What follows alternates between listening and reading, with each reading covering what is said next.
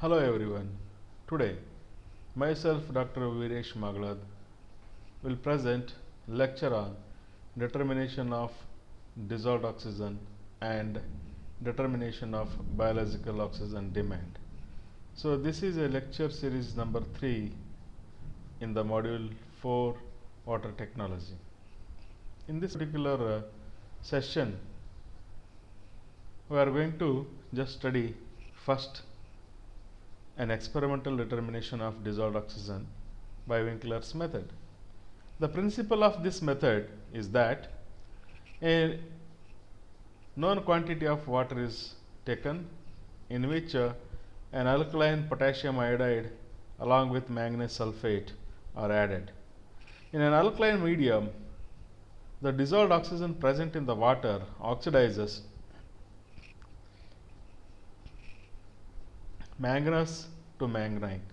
So, this manganese to manganite you are going to observe in the form of the precipitate of manganite oxide H2MnO3, or else it can also be written as MnO2H2O. So, this precipitate can be redissolved by adding a small amount of acid like sulfuric acid. So, in the acid media, Mn+4 oxidizes iodide to form free iodine. Thus, the liberated iodine can be estimated by titrating against standard sodium thiosulfate using starch as an indicator. As all of you know, the iodometric titration using starch, you can estimate the iodine, and in this particular titration, the starch is going to form an unstable complex with the iodine, and a violet or a blue color complex is going to be formed. At the end of the titration, there is a colorless color is going to be formed that indicates that free iodine is completely converted into sodium iodide as well as sodium tetrathionate. And 3 ml of alkaline potassium iodide solution are added into the bottle containing 250 ml of water sample, and then the bottle is to be stoppered and it should be shaken for 15 minutes and allowed to stand for 2 to 3 minutes. In this meantime, you will be observing the precipitate which is settling at the bottom. Then add 1 ml of concentrated sulfuric acid, and then you will be observing the redissolution of precipitate of manganese oxide. Then take 100 ml of that solution in the through the pipette, and then transfer to conical flask, titrate against sodium thiosulfate solution using the starch as indicator. Then the blue color changes to colorless, and record the initial and Biot reading, calculate the difference in the Biot reading. So, in this calculation part, you will understand that normality of the sodium thiosulfate solution is known that is N1, and volume of the sodium thiosulfate solution consumed is V1, and this is N1 and V1, and normality of the dissolved oxygen, this is N2. Stoichiometric principle, N1 V1 is equal to N2 V2. So N2 is normality of the dissolved oxygen, V2 is volume of the dissolved oxygen containing water sample, that is 100 ml. N1 is normality of the sodium thiosulfate, volume of the sodium thiosulfate solution, it takes Biot reading, that is V1. So substituting all these, multiplying by equivalent weight of oxygen, that is 8, you will be able to calculate how much of the weight of the dissolved oxygen is there in 1 liter of the water. So thus you will be arriving at the calculation of weight of dissolved oxygen present in 1 liter of water, that is N1V1 into 8 gram divided by 100. Okay, so This is one. Now, biological oxygen demand. So, this is nothing but the requirement of oxygen by the organic matter, by the microorganism to oxidize all the organic matter present in the water.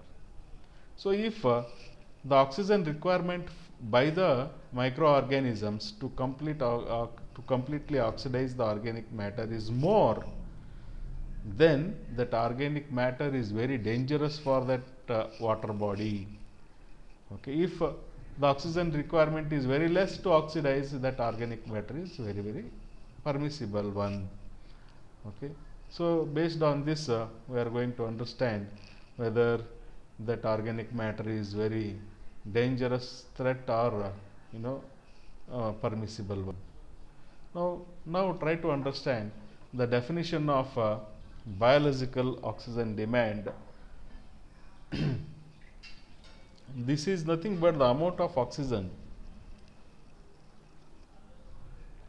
actually required by microorganisms to oxidize the organic waste present in 1 liter of sewage water or wastewater for a period of 5 days at 20 degrees centigrade. Analyze it very properly, understand it. Total amount of oxygen required by microorganism for what purpose? For the oxidation of organic waste. Where it is present? Present in the 1 liter of sewage water taken for the experimentation. How much of the period it should be kept for?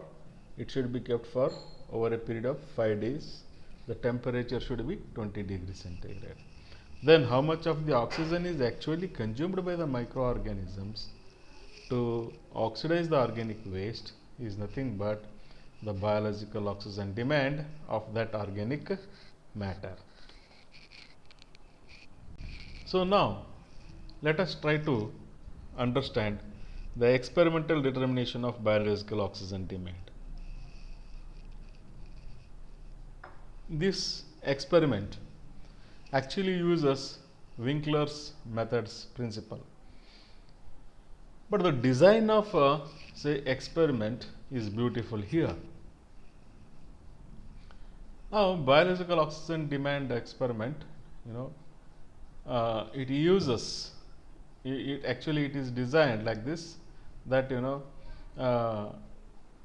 the dissolved oxygen content is estimated immediately and after 5 days. Likewise, okay, in two different the same sample is estimated at two different intervals, and by assessing the oxygen consumption in the immediate day and in the first day and in the after the 5th day, their difference in the oxygen level in the water will give you the oxygen consumption by the microorganisms, and that itself is nothing but biological oxygen demand. See now, so the principle is same, Winkler's method principle. Now we have immediately discussed and in the previous experiment. Now we will concentrate on procedure. A definite volume of sewage sample is taken and it is diluted to a known volume. It is diluted with water, fresh water, which contains bacteria along with sufficient quantity of oxygen. Then the entire quantity of water is divided into two equal volumes, and they are filled in two different biological oxygen demand bottles.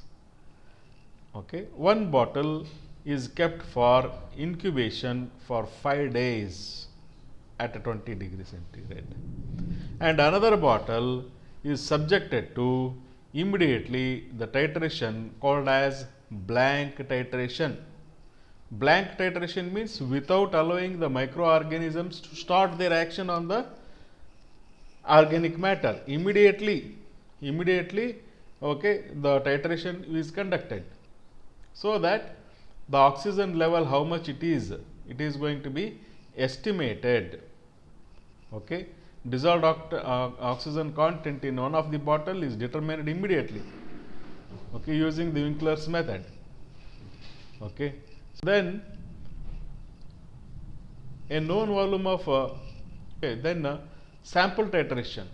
Sample titration, this is done for the second bottle after having incubated for 5 days at 20 degrees centigrade. After 5 days, then unconsumed dissolved oxygen is measured, okay, with the help of the Winkler's method. Then we are able to get the two values D1 and D2.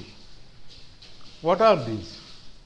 D1 is the dissolved oxygen in the solution at the beginning. D2 is the dissolved oxygen in the solution after the incubation period after the 5 days. A is nothing but, in the formula you are seeing A is nothing but, this is the volume of the sample, sewage sample before the dilution, okay, and B is the volume of the sample after the dilution. I would like to clarify here what are these A and B.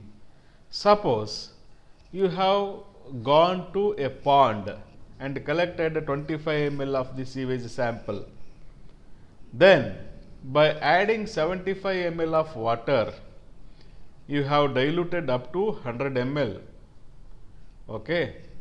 Then A is 25, B is 100. A is the sample collected before dilution, B is the volume of the sample after the dilution. Okay. Likewise, when you just put the values of A, B and D1, that is dissolved oxygen in the beginning and dissolved oxygen after 5 days of the incubation, then you will be able to understand how much of the actual oxygen has been consumed by microorganisms for the oxidation of the organic matter present in the water. This is what biological oxygen demand. Okay. Thank you for your patience in the listening. If you have any doubts, please without any hesitation mail me or WhatsApp me your question.